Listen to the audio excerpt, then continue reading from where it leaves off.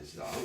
아멘. 오늘 하나님 말씀을 보도록 하겠습니다. 오늘 말씀은 레위기 26장 3절에서 5절까지를 보도록 하겠습니다. 레위기 26장 3절에서 5절. 너희가 내 규례와 계명을 준행하면 내가 너희에게 철다라 비를 주리니 땅은 그 산물을 내고 밭의 나무는 열매를 맺으리라. 너희의 타작은 포도 딸 때까지 미치며 너희의 포도 따는 것은 파종할 때까지 미치리니 너희가 음식을 배불리 먹고 너희의 땅에 안전하게 거주하리라. 아멘. 할렐루야. 아멘. 오늘은 선생님 스승의 주일입니다. 윗사람을 공경하고 또 나를 가르쳐 주시는 이를 공경하는 것은 성경에 대한 제대로운 가르침입니다. 우리의 삶을 인도하시고 우리의 걸음을 지키시고 보호하시고 가르쳐 주시는 보혜사 성령님을 여러분들 마음속에 각자 스승으로 모시고 그분에게 존경과 감사의 마음을 갖는 여러분 되시길 바랍니다. 오늘 말씀은 더블 포션인데요. 오늘은 베하루와 베코코타이라고 하는 히브리어 단어가 합쳐진 그러한 주일입니다. 이 뜻을 보면은 이게 뭐냐면은 산에서 말씀하시는 나의 규례라는 뜻입니다. 여러분 산에서 말씀하시는 나의 규례 이 생각을 하니까 우리 신약이 뭔 생각이 나요? 산상수훈이 생각이 나죠. 예수님도 산에 올라 앉으시니 하고 마태복음 5장에서 팔복을 선포를 하십니다. 그런데 지금 오늘 이 본문에 보면은 하나님이 모세를 통해서 산에서 하나님의 규례를 말씀하시도록 하시는 것입니다. 규례라고 하는 곳에 여러 가지의 규례들이 있었지만은 거기에서 말씀하시고자 하는 이 속뜻을 우리가 제대로 파악해서 하나님의 말씀을 들어야 줄 알아야 되는 것입니다. 그런데 어쨌든 그 규례들대로 지금 그러니까 이제 말씀에 문자적으로 해석이 되어져 있는 그러한 내용대로 사는 것도 굉장히 어렵지만 그 속뜻대로 사는 것도 결코 쉽지 않은 길이라는 거죠. 우리는 그래서 그러한 그 하나님의 말씀인 이 규례를 지켜 행하는 길을 가리켜서 우리 개념을 쭉 정리를 하다 보니까 그렇게 표현할 수가 있습니다. 마태복음 말씀을 보니까 이거를 좁은 문, 좁은 길 이렇게 표현을 합니다. 왜 좁은 문, 좁은 길이라고 말하냐면 이 규례와 이 명령대로 살기가 결코 쉽지가 않기 때문이었습니다. 왜냐하면 좁은 길로 가는 사람들은 찾는 이가 좁고 그 길이 참 협착하고 좁고 그래가지고 사람들이 그 길로 가려고 하는 사람들이 별로 없습니다. 다들 넓은 길, 편한 길, 좋은 길. 코로나19가 시작돼서 사회적 거리두기가 되어져 있을 때 이런 상황 가운데에서도 사람들은 어떻게 하면 조금 더 편한 길을 갈 수 있을까? 어떻게 하면 좀 편리한 생활을 누릴 수 있을까? 그래서 재난지원연금이 나온다든지 소상공인을 살리는 어떤 방안을 생각해 둔다든지 여러 가지 이러한 생각들을 하고 있는데 이러한 것처럼 좁은 문, 힘든 길은 잘 가려고 하지는 않는 것입니다. 그러나 오늘 우리들은 성령님이 계시기 때문에 좁은 문으로도 충분히 들어갈 마음이 있습니다. 아멘. 늘 하나님이 우리에게 주시는 이 말씀은 항상 말씀을 준행하지 않는 자와 말씀을 준행하는 자에 대해서 이렇게 말씀을 하십니다. 성경에 이 개념을 이렇게 쭉 보다가 보니까 그 어떤 내용들이 나오냐면 항상 이런 얘기가 있습니다.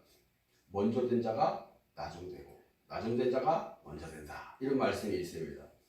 이 이야기는 내가 먼저 났으니까 꼬레비로 나온 놈들이 더 잘 되는구나 이런 얘기가 아니에요. 성경에 보면은 성경에서 이제 기록한 기록자들이 뭐라고 표현하냐면은 먼저 기록된 자들, 먼저 기록된 사건들 이런 것들은 대개 나중에 되고 나중에 기록한 것들이 먼저 되더라 이런 얘기예요. 자, 그러한 의미로 오늘 말씀도 제가 그렇게 준비를 했습니다. 먼저 하나님 말씀에 준행하지 않고 살게 되면 우리에게 어떤 일들이 터지는가 이러한 일들을 선포를 할 것이고 또 그 다음으로 하나님 말씀을 준행하게 되면 우리에게 어떤 일들이 일어날 것인가에 대해서 말씀을 드리고 마치도록 하겠습니다. 그래서 오늘 이 말씀을 통해서 우리가 볼 때에 결론적으로 이야기하면 제목과 똑같습니다. 그래서 어떤 제목을 가지고 하냐면 회개에 합당한 열매를 맺자, 이런 제목으로 함께 은혜를 받으려고 하는 것입니다. 먼저 하나님 말씀을 준행하지 않게 되면 우리들에게 어떤 일들이 벌어질까? 이 성경은 뭐라고 말하냐면, 일단 말씀 읽어보도록 하겠습니다. 레위기 26장 16절 읽어보도록 할게요. 내가 이같이 너희에게 행하리니 곧 내가 너희에게 놀라운 재앙을 내려 폐병과 열병으로 눈이 어둡고 생명이 쇠약하게 할 것이요 너희가 파종한 것은 헛되리니 너희의 대적이 그것을 먹을 것이요. 아멘. 여러분, 우리가 기억해야 할 사실이 하나 있는데, 그건 뭐냐면 말씀을 준행하지 않는다면 그것이 죄가 된다는 얘기입니다. 그래서 이 죄는 우리에게 뭘 가져오냐? 재앙과 질병을 가져오게 된다라는 얘기예요. 오늘날 우리에게 크고 작은 질병들과 이 재앙들이 얼마나 많이 있습니까? 특히 이 세계적인 그 대유행이라고 하는 이 팬데믹이 좀 유행하고 있습니다. 코로나19가 세계적으로 대확산세를 지금 누그러뜨리지 못하고 있는 거죠. 자, 그래서 여러분들 이러한 상황 가운데 보게 되면 이러한 것들이 어떻게 생각하면 인간의 죄로 인해서 나온 결과다라고 볼 수 있는 거죠. 사람이 죄를 지으면 땅이 비틀거립니다. 여러분, 얼마 전에 멕시코에 보니까 누가 위성에서 지구 사진을 찍었습니다. 예전에 여기 코로나19 사회적 거리두기가 되어지기 전에, 그때는요 지구가 온통 붉은색입니다. 지구는 원래 물이 70%를 차지해서 굉장히 푸르고 정말 이 우주에서 볼 때도 다른 혹성들과 비교해서 굉장히 아름다운 혹성 중에 하나입니다. 그런데 지구가 막 온통 막 뿌연 매연과 또 이 황사 여러 가지 이러한 것들을 통해서 막 좀 희뿌연 어떤 그런 혹성으로 변해 있었어요. 그런데 이 코로나로 인해서 사회적 거리두기를 하고 사람들이 밖에 나서지를 아니하고, 밖에 나서지 않는다는 얘기는 차를 타고 밖으로 나가는, 그래서 이러한 상황으로 인해서 매연이나 이산화황가스나 이러한 것들을 배출시키지 않고 있는 이후로 한 2주가 지나고 나니까 다시 위성에서 찍고 난 이 지구는요 아주 푸른 그 지구를 형성하고 있었습니다. 자, 이것은 우리에게 뭘 말하고 있는가? 죄로 인해서 이 땅이 비틀거리고 있음을 보게 된다 이 말이에요. 예수님께서 중풍병자에게 뭐라고 말하냐면, 어제 속회 예배 때 우리 했죠. 중풍병자야, 너에게 있는 이 중풍병은 다 떠나가라, 치유되라, 이렇게 말하지 아니하고 뭐라고 말해요? 너희 죄가 사하여졌느니라, 이렇게 이야기합니다. 이렇게 말씀하신 이유도 뭐냐면, 이 질병이나 또 여러 가지 문제는 죄로 인해서 왔었다라고 하는 것을 우리에게 보여주는 내용입니다. 모든 병이 다 그렇다라고 하는 것은 아니지만은 재앙과 질병은 대개가 죄를 통해서 온다라고 하는 걸 오늘 성서를 통해서 알게 됩니다. 또한 기껏 곡식을 잘 우리가 돌보고 잘 자라도록 힘써서 올해는 참 풍년이 될 거야 기대감을 가지고 농사를 했습니다. 그런데요, 어느 한순간에 엉뚱한 것들이 와가지고 싸그리 다 앗아가는 것을 우리는 보게 됩니다. 특히 우리 들깨를 심었다든가 옥수수를 심었다든가 사과 농장에 사과를 심었다든가 여러 가지 이러한 상황이 벌어지고 나면요, 꼭 가을철에 와서 어머님들이 와가지고 그냥 싸그리 다 가지고 가. 그게 누구야? 누가 가져가? 도둑. 그 도둑님이 누구야? 태풍이 와서 싹 가져가 버려. 이렇게 나오면은 막 이제 처음에는 기대 만발했던 이 농사꾼들이 그때가 되면 막 억울함을 호소하고 내가 이제 어떻게 살면 되느냐고 막 이런 얘기를 많이 해요. 여러분, 이런 거 한번 여러분들 생각을 해봐요. 얼마나 억울해요? 특히나 이게 잘 피부로 와닿지 않냐면 이렇게 한번 생각을 해봐요. 내게 있어서 나한테 참 중요한 것일 수도 있고, 또는 그렇지 아니할지라도 어쨌든 내게 속한 것은 다 좋죠. 다 좋은 것들이죠. 근데 그런 것들이 어느 날 갑자기 나도 모르는 사이야, 또는 나의 실수로 인해서 도둑 맞았다거나 어디다 놓고 내렸다거나 이러한 억울한 일을 당했다라고 생각을 할 때 한번 생각을 해봐요. 어떨 것 같아요? 굉장히 억울하죠. 이거 그냥 내가 그렇게 하지 않았더라면 이런 생각할 수도 있잖아요. 나는 과연 하나님 말씀에 잘 준행하고 내가 살고 있었는가? 그거 생각하기 이전에 내 억울한 점만 이야기하고 있을 겁니다. 우리는 이러한 순간에 나에 대해서 한번 좀 점검해 봐야 됩니다. 나에게 과연 어떤 죄가 있는가? 또는 내 가게에 흐르는 어떤 저주는 뭐가 있었는가? 내 조상 때부터 지어왔던 죄들은 뭐가 있었는가? 한 번쯤 생각해보고 이러한 부분이 생각나거든 우리는 즉시로 하나님 앞에 묻고 기도해야 또 회개해야 될 것입니다. 우리는 매일 하나님 말씀에 귀 기울이며 순종하며 살아야 할 하나님의 백성들입니다. 하나님의 백성과 그렇지 못한 백성의 차이는 바로 하나님께 묻고 기도하느냐 또 그 말씀에 순종하며 따라가느냐 그렇지 못하느냐의 차이에 있습니다. 여러분 말씀을 준행하지 않아서 받는 이 징계 가운데 우리가 있으면서도 여전히 내가 회개하지 아니하고 사는 그러한 사람에게도 하나님은 진노하신다 말씀하십니다. 말씀 읽어볼게요. 레위기 26장 18절. 또 만일 너희가 그렇게까지 되어도 내게 청종하지 아니하면 너희의 죄로 말미암아 내가 너희를 7배나 더 징벌하리라. 아멘. 자신의 죄를 알면서도 자존심을 세우면서 회개하지 않았을 때에 이 벌이 무려 7배나 더하겠다. 지금 말씀은 그렇게 기록합니다. 이 말은 정말 무겁고 가장 힘든 그러한 벌이라고 하는 이야기입니다. 몰라서 짓는 죄나 또는 알면서 짓는 이러한 죄와는 조금 뭔가 다르죠. 이러한 부분에 대해서 하나님이 더 심하게 다루신다는 이야기입니다. 이게 무슨 말일까요? 자, 모르고 짓는 죄나 알고 짓는 죄는요, 내가 순간적으로 그런 것이 깨달아졌다면 회개할 수 있죠. 그런데 알면서도 회개하지 않아 또는 모르면서 회개하지 않아, 이건 더 큰 죄라는 겁니다.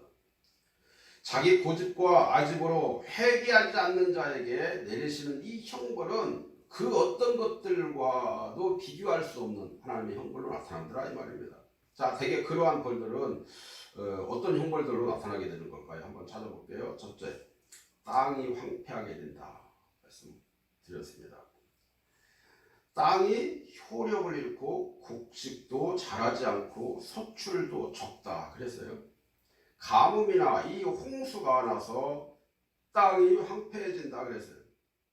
오늘날 이 기후에 이상기온이 생겨서 비가 와야 할 시기에 비가 오지 않고 또 비가 오지 말아야 할 시기에 막 비가 쏟아붓고 우리들이 지은 이 죄들에 대해서 용서해달라고 하나님 앞에 회개하며 다시금 말씀을 준행하며 살겠다고 굳은 의지로 기도하고 그렇게 살아야 할 준비를 해야 되는 겁니다. 여러분 사실 따지고 보면 하나님의 말씀대로 내가 산다라고 하는 것은요, 이 지구의 온난화 조성이나 또는 이러한 것들이 아닙니다. 자연 생태계를 파괴시키는 그러한 일들이 아니에요. 그 말씀대로 따라가면은 자연 생태계가 보존이 되는 것입니다. 그래서 이 지구가 푸르고 푸른 지구가 되는 것입니다. 두 번째는 자녀와 족속의 수요가 적어진다 이렇게 이야기했습니다. 가축도 줄어들고 또 사망하는 비율도 높고 동물의 개체수도 줄어들고 출산율도 저조하게 되는 이러한 현상들이 나타나게 된다 이렇게 말씀하고 있습니다. 요즘에 매스컴을 통해서 보면 예전에는 그렇지 않았지만은 요즘에는 뭐가 나오냐면 어떤 종의 멸종이 위기다 이런 얘기가 참 많이 나옵니다. 벌써 마지막 때를 치달리고 있다는 얘기죠. 자, 그러한 사실을 우리 이 마지막 때라고 하는 것은요, 내 삶과 전혀 상관없느냐 그게 아니라는 거예요. 우리의 삶이 마지막 때를 끌어당길 수 있다 이 말입니다. 그래서 그것을 계속 늦출 수 있는 그러한 방법은 우리가 말씀을 지켜내는 것입니다. 북한을 보면 우리가 잘 알 수 있죠. 예전에 이 남한의 인구와 북한의 인구는 비슷했습니다. 그런데 지금은요 거의 2배, 3배 차이가 납니다. 왜 그럴까요? 거기는요 말 안 들으면 가서 숙청시켜버립니다. 또 특히나 아이 낳는 그 일에 대해서도 굉장히 엄격합니다. 그러다 보니까 낳는 비율에 비해서 죽는 비율이 더 많고 또 여러 가지 이러한 상황 가운데 있다 보니까 먹고 사는 일도 힘들어지고 그러니까 항상 매일 밤 거기는 북한의 주민은 다 해서 뭐 2,500만이라잖아요. 여러분 2,500만이 옛날 우리 6.25 때도 2,000만이었습니다. 그 지금까지 2,500만이 그 수가 그 수라는 거예요. 이 개체수가 늘어나지 않는다라는 거예요. 그리고 땅도 인구도 적지만은 가뭄과 홍수로 이 땅도 황폐하게 됩니다.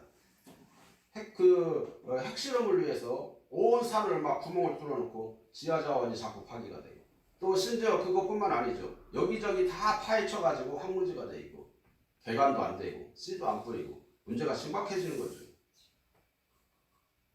이것이 바로 하나님의 재앙인 것입니다. 근데 그것이 뭐 북한만 그럴까요? 중국에도 그렇잖아요. 중국에서도 땅을 막 자꾸 파헤치니까 결국 우리에게 해가 오는 거예요. 예전에는 오지도 않았던 막 황사로 미세먼지로 막 엄청 심합니다. 이러한 일들이 비일비재하는 거죠. 그것뿐만 아니죠. 이 땅이 몸살을 앓으니까 일본이나 여러 지역에서는요 화산이 폭발하면 이 화산재로 막 어떻게 이 세계가 몸살을 앓습니다. 지진이 자주 일어나고 여기저기 쓰나미가 일어나고요. 이게 다 인간의 잘못된 심성과 또 이 자연 파괴에 대한 어떤 그 하나님의 재앙이 아닌가 생각이 되는 것입니다. 세 번째, 성소가 파괴되고 땅에서 쫓겨난다 그랬습니다. 예루살렘 성전이 두 차례나 이 파괴가 되고 또 백성들은 디아스포라가 되어서 세계 열방으로 다 흩어져 살게 됩니다. 이러한 현상들이 바로 말씀을 준행하지 아니하고 회개하지 않아서 나타나는 하나님의 진노였던 것입니다. 여러분 하나님의 말씀이 제대로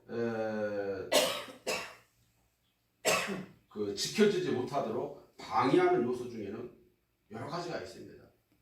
우리나라에서 차별금지 법안을 이야기하고 동성애 막 조장을 하고 이러한 것들도 하나님의 법에 위배되는 것입니다. 왜 그러냐면 이게 개체수를 그러니까 생육하고 번성하는 것을 억제하는 거죠.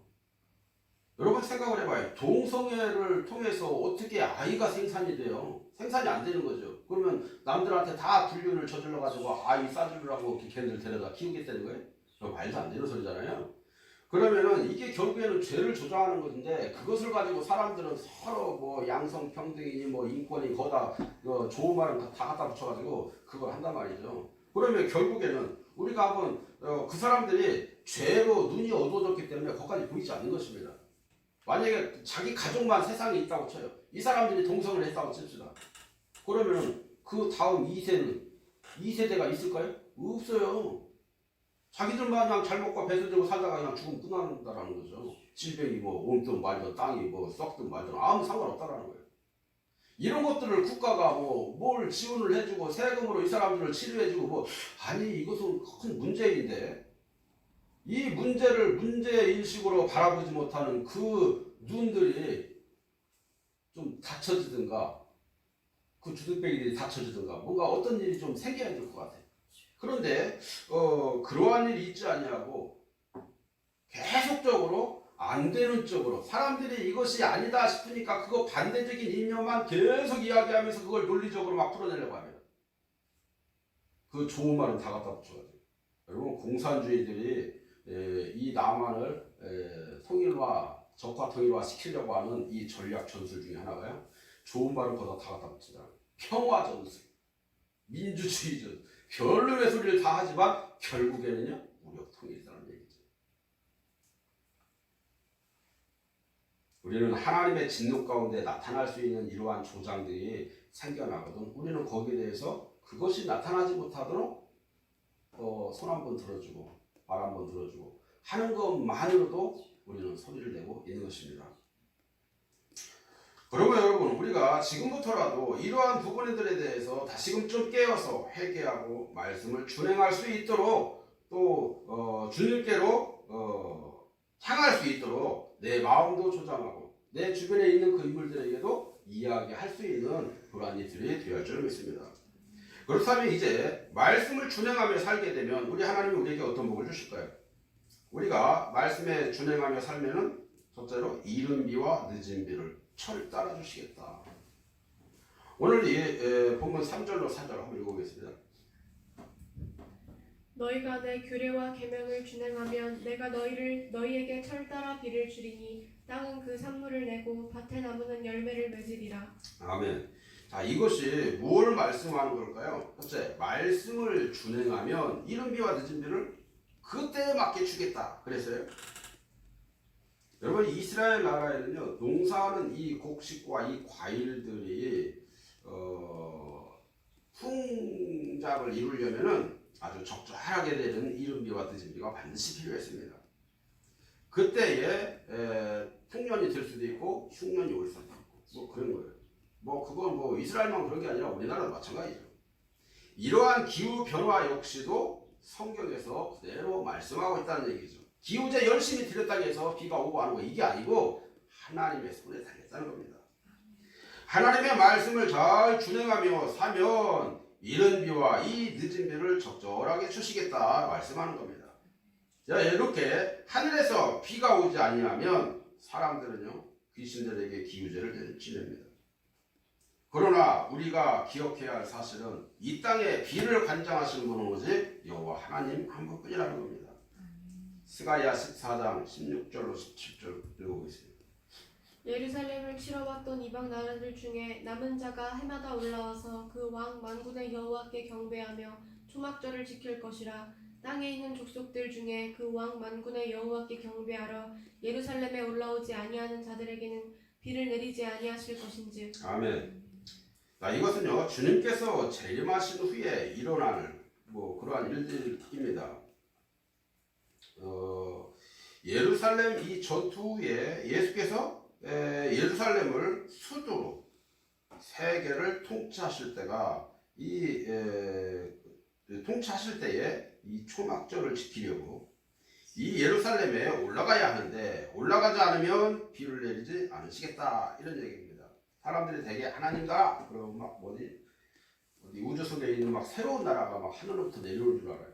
근데 그게 아니라 이 땅에 하나님의 나라가 이루어지는데 하나님의 법을 지키는 법치 국가로 변한다라는 얘기입니다. 그러한 상황이 바뀌면 세계는 이렇게 변할 거다라는 얘기예요.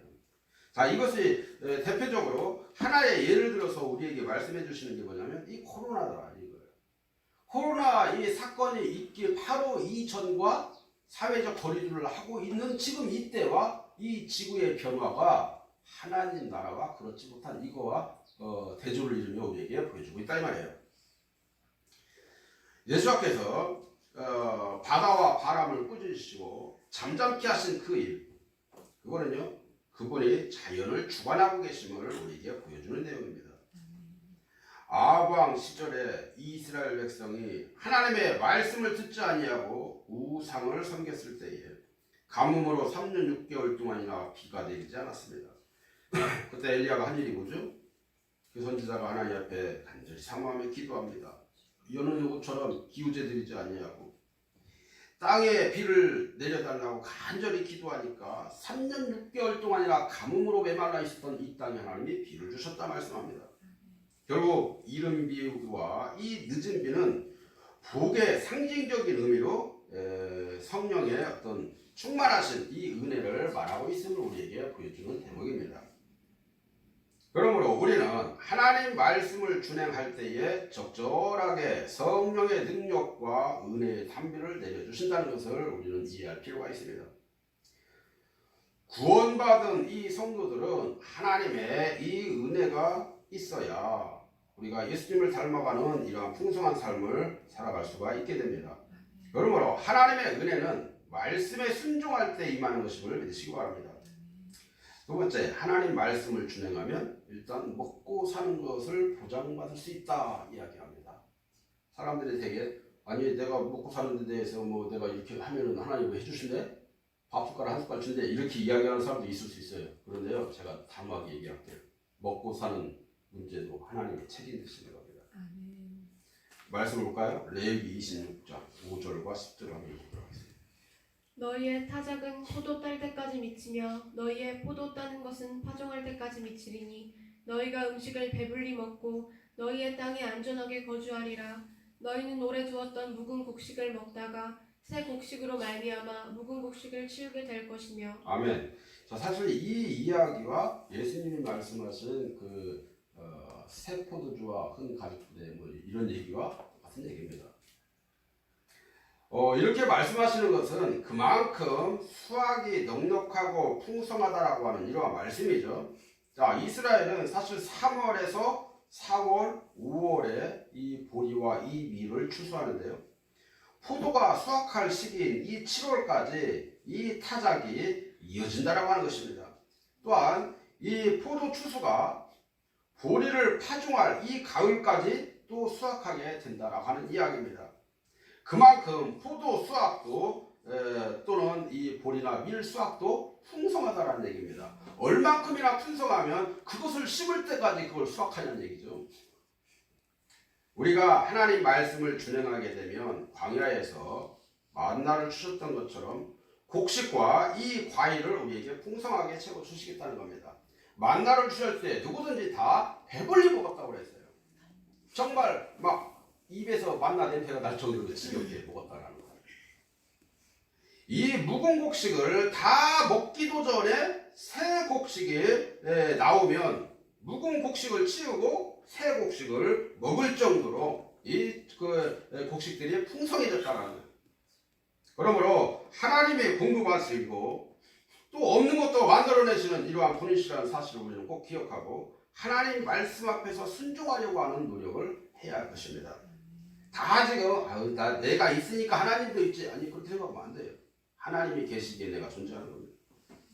빵 5개와 물고기 2마리로 5,000명을 먹이신 이 기적은 바로 우리 주님이 공급자이심을 보여주는 기적이기도 하는 것입니다.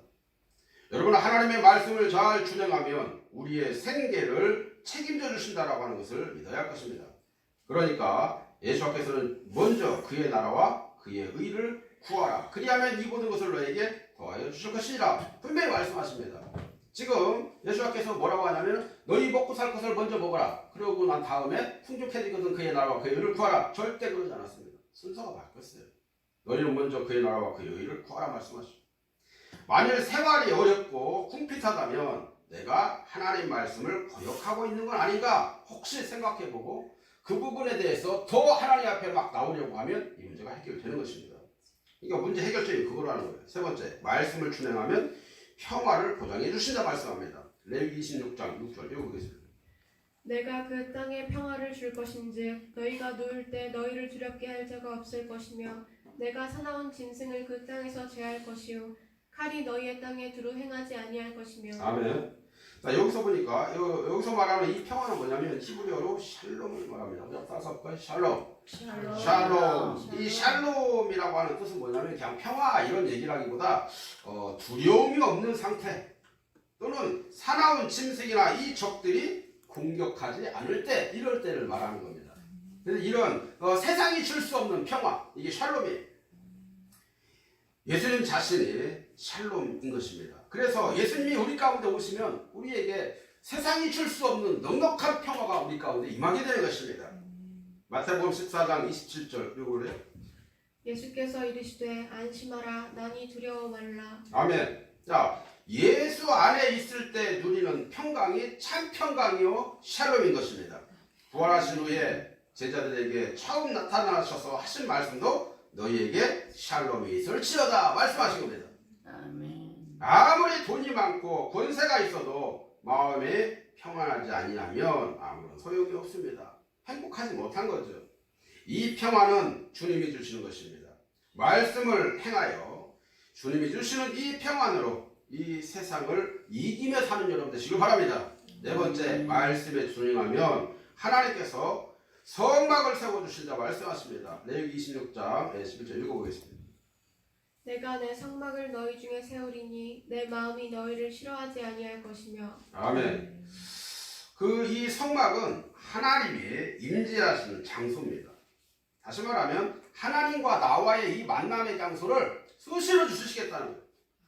하나님이 세우시고자 하는 이 성막은 성령이 계시는 이러한 성전을 말합니다. 하나님의 말씀을 준행한 자에게는 하나님은 성령으로 늘 함께 해주시겠다는 이야기입니다. 마태복음 28장 20절 말씀해 보니까 내가 너희에게 분부한 모든 것을 가르쳐 지키게 하라. 볼지어다 내가 세상 끝날까지 항상 너희와 함께 있으리라. 아멘. 자, 여기서 보니까 가르쳐 지키게 하라라고 하는 이 말씀을 보면 이거는 준행하게 하라라는 뜻입니다. 준행이 뭘까요? 이 말씀을 잘 지키면서 행동해라 이런 말이죠. 그러면 항상 함께 너희와 해주시겠다라는 이야기입니다. 하나님의 이 성막을 세우시겠다는 얘기인데, 여러분, 하나님이 항상 우리와 함께 하신다라고 하는 것이 최고의 복이 됨을 믿으시기 바랍니다. 여러분, 이스라엘 백성들에게 하나님이 함께 하시냐고 하나님이 떠나는 순간에 재앙이 왔고 멸망이 왔습니다. 하나님이 함께 하시면 아무리 작은 이스라엘을 할지라도 변방국가가 함부로 대하지를 못했습니다.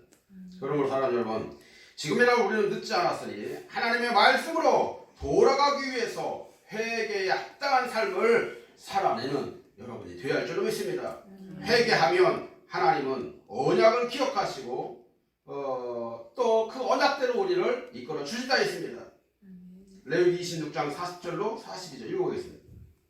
그들이 만일 자기 불법과 자기 조상들의 불법과 자기들이 나를 거역하여 범한 그 범법을 고백하고 또 그들이 나를 대적하여 걸음으로 나도 그들을 대적하여 걸었으며 그들을 그들의 원수들의 땅으로 끌어간 것을 고백하고 자기의 할례 받지 아니한 마음을 낮추어 자기 불법으로 인한 형벌을 받아들이면 내가 야곱과 맺은 내 언약과 이삭과 맺은 내 언약을 기억하고 아브라함과 맺은 내 언약도 기억하며 그 땅을 기억하리라. 아멘. 또 한번 읽어보겠습니다. 요한일서 1장 9절. 만일 우리가 우리 죄를 고백하면 하나님은 미쁘시고 의로우사 우리 죄를 사하시며 우리를 모든 불의에서 깨끗게 하실 것이요. 아멘. 아멘. 지금 세례 요한은요, 천국에 들어가려면 회개해야 한다고 외치는 겁니다. 회개하는 삶은 우리에게 정말 중요하고 절실한 문제입니다. 여러분, 우리들의 이 속을 한번 자세히 들여다보시기 바랍니다. 예수님을 믿으면서도 얼마나 잘못된 습관이나 욕심, 교만, 자존심, 또 고집, 이 세상 생각들, 그리고 세상이 주는 이 향락에 젖어서 세상이 주는 이 쾌락, 이러한 것들에 우리 몸을 얼마나 망가지게 하고 있는 건가. 술, 담배, 또 성적 유희, 또 돈과 권력, 명예, TV, 오락, 드라마, 생존에 얼마나 많이 우리가 젖어 살고 있는가를 볼 줄 알아야 됩니다. 바로 이러한 것들이 우리들의 영혼을 더럽게 만들고 있는 것입니다. 이제 우리는 자신을 철저하게 알고 살아야 될 줄로 믿습니다. 자기 자신을 정확하게 아는 자가 회개할 수가 있습니다. 나에 대해서 잘 알지 못하면 회개가 안 나와요. 그러므로 여러분, 일단 자기 자신에 대해서 생각하지 않았다거나 또 아무런 생각 없이 살았던 사람이라면 이제 다시금 바쁘다고 핑계만 대지 말고요, 성령님께 알려달라고 기도 한번 해보시기 바랍니다. 뭘 어디 가서 막 크게 부르짖어 기도하는, 물론 그것도 중요하지만요, 내 스스로 각자가 있는 곳에서 하나님께 속삭이듯 기도할 수 있는 것도 중요합니다. 나를 알 수 있는 좋은 방법 중에 이 하나는 바로 다른 사람들이 나 자신을 보고 이야기해 주는 소리입니다. 나를 지적하는 소리. 누가 나를 향해서 지적하는 소리 듣기 좋아하는 사람 누가 있어요? 아무도 없죠. 그렇지만 이 지적하는 소리에 귀를 한번 기울이면 나를 볼 수 있기 때문에 그것보다 더 좋은 방법은 없습니다. 이렇게 자신에 대해서 안 사람들은 이제 주님께서 십자가에서 올려주신 이 보혈을 의지하면서 말씀을 붙들고 회개하는 삶을 살면 하나님이 지켜주시겠다는 겁니다. 그러면 회개에 합당한 열매를 거두며 살아갈 수가 있게 되는 것입니다. 더 나아가 죄를 가져오게 하는 이 악한 생각들을 성령의 불로 태워달라고 성령께 푹탁하는 기도 또한 드릴 때에 우리 속에 나쁜 생각들이 점점점 없어지게 되는 것입니다. 여러분, 코로나19로 인해서 소독을 하면요, 바이러스가 금방 죽어버리는 게 아닙니다. 서서히 없어지는 겁니다. 또 상처 치료를 위해서 막 기도를 하면요, 그 순간에 막 확 없어져 버리는, 이건 좀 신비주의입니다. 그게 아니에요. 서서히 없어지는 겁니다. 낫게 되는 과정을 겪는 거죠. 그러면 여러분, 항상 이 예수님을 중심으로 주님의 이름을 붙들고 말씀을 준행하는, 그래서 회개에 합당한 열매를 살아갈 수 있는, 그래서 하나님 나라가 저와 여러분 속에 날마다 샬롬으로 자리 잡게 될 수 있는 저와 여러분들이 다 되어야 할 줄 믿습니다. 이러한 삶을 살아내는 저와 여러분들에게 주님으로 축원합니다.